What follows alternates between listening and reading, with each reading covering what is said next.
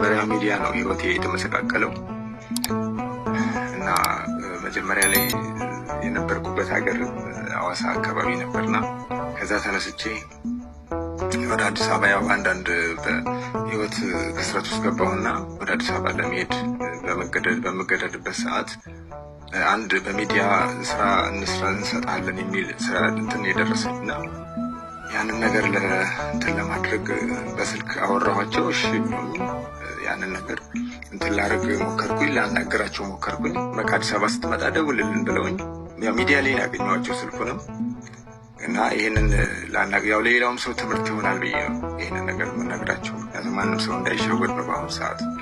እና ሄጄ ላገኛቸው ሞከርኩኝ። ባገኘኋቸው ሰዓት ስልኬን የተቀበሉኝ እና አጋጣሚ ሆኖ ስልኬ ላይ የራሴ የሆነ ፐርሰናል ቪዲዮዎች ነበሩ፣ ማለት ፎቶዎች ምናምን ነበሩ ከየኔ ባለቤቴ እና ያንን ነገር ነው ከስልኬ ላይ የወሰዱት።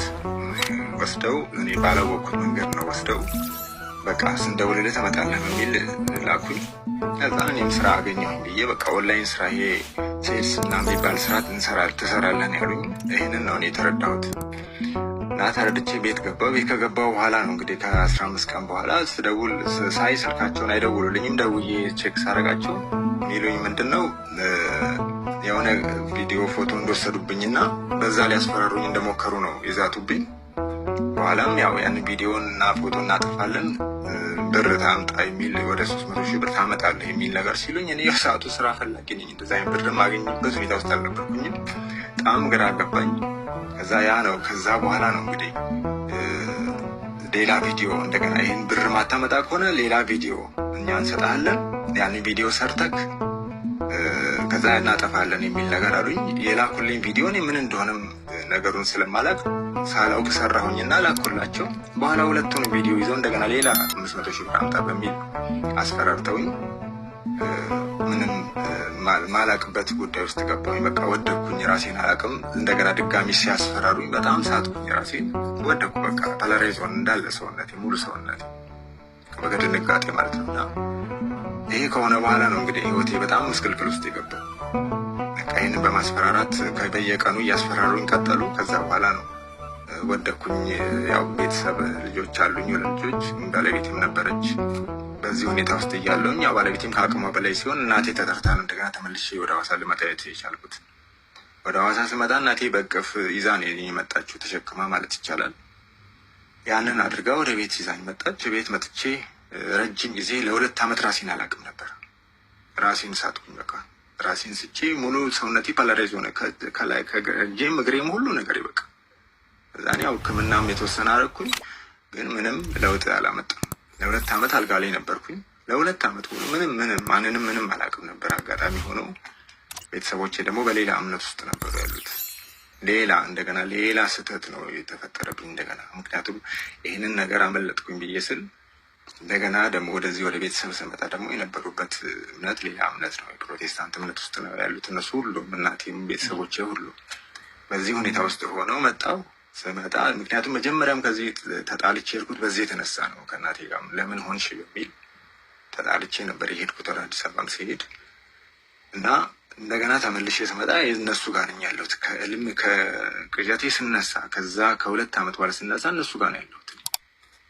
በኋላ አንገቴ ላይ ክር ተበጥሷል። ብዙ ታሪክ ተፈጥሯል። በቃ ይሄ ሁሉ ነገር ሆኖ አሁን ኦልሬዲ ወደ 5 ዓመት ሆኖኛል እዚህ ከተቀመጥኩ። የትም መሄድ አልቻልኩ። መጨረሻ ላይ ያው ትዳሬም ተበላሸ፣ ተበተነ። ባለቤቴም ወዴት እንደሄደች የማውቀው ነገር የለም። አንዷን ልጄ ብቻ አጠገቤ ነው ያለችው። እሷን ይዤ በአሁን ሰዓት ዊልቸር ላይ ተቀምጬ እየተንቀሳቀስኩኝ ያለሁት። ያው 5 ዓመት እንግዲህ አጠር አድርጌ ስናገር ያው የቀረውን ዮሴፍ ይበልጥ ይናገር፣ እሱ ጓደኛዬም ስለሆነ በደንብ ያብራራልክ። እሱ ጊዜ እንዳልሻማ እኔ ብዙም የማብራራት ችግር ስላለብኝ እሱ ያብራራልክ ያለውን ነገር። አሁን ያለሁት በቃ ዊልቸር ላይ በክራንች የተወሰነ የተንቀሳቀስኩ ያብራራለሁ።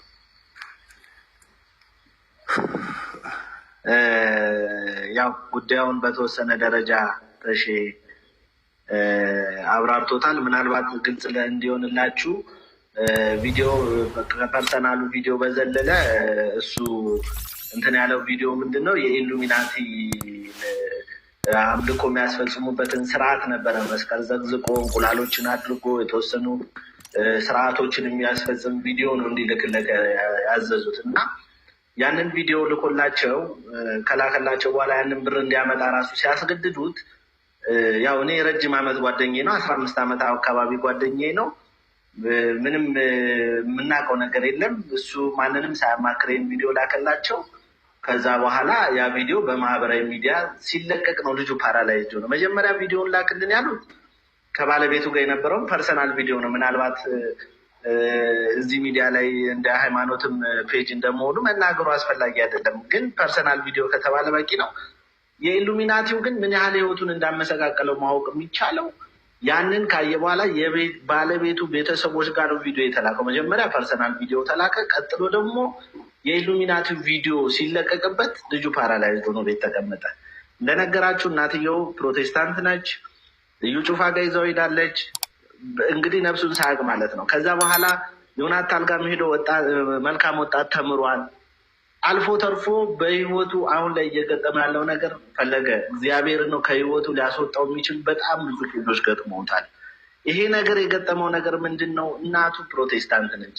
ከሰዎች ጋር አስተባብረን የተወሰነ ጸበል ሊሄድ ወደ ጊዮርጊስ በርሜል ጊዮርጊስ ሊሄድ ሰዎች የፕሌን ቲኬት ሊሸፍኑለት፣ ከዛ በኋላ ደግሞ ለምግብ እዛ ላለው ለተወሰነ ነገር ልጁንም ይዞ ሲሄድ ለምናምን ሰው እያፈላለግንበት ባለንበት ሰዓት ሰማች። ይሄን እንግዲህ ኢማጂን ልጁ እምቢ ብሎ ትቶ በስንት እንትን ጸሎት እንዲጀምር አድርጌ ውዳሴ ማርያም እንዲደግም በተቻለው መጠን መዝሙረ ዳዊትን እንዲደግም እየቻለ የማታው እያስተባበርኩ እኔ በመንፈሳዊ ህይወት ጠነክርኩ አይደለሁም እንደሱ። ግን ምናልባት ቀጨኔ መድኃኔዓለምን ታውቀዋለህ? እዛ ድቁና ተምሬያለሁ። ያላገለገልኩበትም ብዙም አላገለገልኩበትም እንጂ ቀጨኔ መድኃኔዓለም ያደግኩ ልጅ ነኝ። እዛም ሰንበት ትምህርት ቤት ፈለገ ህይወት ሰንበት ትምህርት ቤት እዛ ነው ያደግኩት እና ባለበት ሁኔታ አሁን በተወሰነ መሰረት እያስያዝኩት ባለበት ሁኔታ እንደናንተ ያለ ሰው የሚያበረታው የሚያጸናው በሃይማኖቱ እንዲበረታ አይዞህ በርታ ጎበዝ የሚለው ሰው ያስፈልገዋል። የተከበበው እንዳለ ቤተሰቦች ሁሉ ፕሮቴስታንቶች ናቸው። እሱ ከዛች ቤት ላይ የተወሰኑ ጓደኞች አዋጠው ትንሽ ሱቅ ከፍተውለት ጉሊት ይሸጣል። ጉሊት ማለት ድንሽ ከሰል ምናምን ቁጭ ብሎ እየሸጠ ልጁን እያሳደገ ነው። በዛ ብሎ እህት ወንድሞቹ በፕሮቴስታንት እምነት ወስደው ታግለው አልችል ሲለው እቤቱ ተቀመጠ። አንገቱ ላይ ማህተብ አረገ። የእመቤታችንን ስዕል ቤት ሲያስገባ ቸርች ሲቀር እናትየው 10 ሜትር 2 ሜትር በማይሞላ ቦታ ውስጥ እሱ ከፈተችበት እናቱ።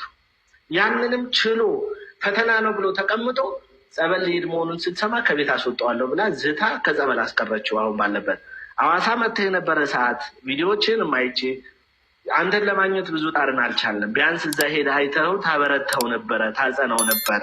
ጠርተኸውም ቢሆን ስላሴ ቤተክርስቲያን አለ ከጀርባ እና እባክህ እንደው ይህንን ወንድም እባክህ አትርፍልኝ። በጣም ወደው ጓደኛዬ ነው። በሃይማኖቱ በጣም ተስፋ ቆርጦ እውነቴን ነው የምልህ ባለቤቱ ከታመመ በኋላ ነው ጥላው ሄደች። ሲታመም ስታይ ጥላው ሄደች። ጥላው ስትሄድ ጉሊት እየሸጠ ልጁን እዚህ አድርሷል። በመንፈሳዊነቱ ኢሉሚናቲ ቪዲዮ ሰርተውበት በዚህ አጋጣሚ ምንም የሚያገናኘው ነገር የለም ከሃይማኖት ጋር። ዮኒ ማኛ ገብቶ የልጁን ሁኔታ ተረድቶ ይሄን ቪዲዮ የለቀቁትን ሰዎች ሳድስ ሚዲያ ታውቁት ይሆናል አቅፎ ይህንን ሚዲያ ፕሮሞሽን እየሰራችሁበት ነው። ልጁ ተጸጽቶ ይቅርታ ጠይቋል በይፋ። ስለዚህ አጥፉ ተብሎ ሌላ ፕሮሞሽን ይሰሩበት የነበረውን ቪዲዮ አስጠፍቶለታል ገብቶ። በዛውም ለእሱ ማመስገን እንፈልጋለን፣ እናመሰግነዋለን በዚህ ጉዳይ ላይ። አዘርዋይስ ግን ከዛ በኋላ ያለው በመንፈሳዊ ህይወት ምንም ያገናኘው ስለነገር ስለሌለ ቴዎሪ ምክርን መቀበል አይችልም፣ ሊመክረውም አይችልም ባለበት ደረጃ። ከዛ ወደ መንፈሳዊ ህይወቱ ግን ወደ እናንተ መምጣት አለብን። መጥተናል። እንግዲህ እኔ ወንድሜ እንድታተርፍልኝ እፈልጋለሁ። ፈለገ በጣም ሰው ያስፈልገዋል፣ መንፈሳዊ አባት ያስፈልገዋል። በረጅም ዓመት ቅሟል። መጠጥ አያውቅም እንጂ ቅሟል። ብዙ ዓመት ቅሟል። ወደ እመቤቴ የተመለሰ አሁን እመቤቴን ይወዳታል። ልጁም እሷም ትወዷለች። በነገራችን ላይ የጴንጤ ቸርች ነው ልጁ የምትማር። እነሱ ሲዘምሩ ዘምሪ ሲሏት የእመቤቴ መዝሙር ካልሆነ አልዘምርም እያለች ነው የምትቀመጥ እዛ ቸርች ውስጥ። ምናልባት ይህን ስለተናገርኩም ሊያባሯት ይችላሉ ነገ ሰምተው። ግን ልጁ ነፃ ከወጣ ይበቃል። በቃ ተሾመ ነፃ ከወጣ ይበቃዋል። ይሄን ያህል መስዋዕትነት እየከፈለ ነው ልጁ። የቸርች ትምህርት ቤት ነው የምትማር። በነፃ ነው የሚያስተምሩለት። ዘምሪ ይሏታል፣ ስለ ሃይማኖት ይጠይቋታል። ኦርቶዶክስ ለምኖች ማህተብሽን በጥሽ እያሉ እያስቸገሯት እየተማረች ነው ያለችው። ላለው ነገር በመንፈሳዊ ህይወቱ አበርታልኝ። በጣም ብዙ የፈለግንህ ለዚህ ነው። እንግዲህ ይሄ ነው ማለት የምፈልግ። የተሳሳትኩት ነገር ካለ ይቅርታ ተሾመ። ግልጽ መናገር አለብህ አንተ። ኢሉሚናቲ ብለህ ተናገር። ድብስብስ አድርገህ አታሳልፍ። ምክንያቱም ህይወትህን ያጣህበት ነገር ነው። ይህንን ታውቃለህ፣ ትረዳለህ በስነ ስርዓት። ስለዚህ ይሄን ያለው እውነት ፈለገኝ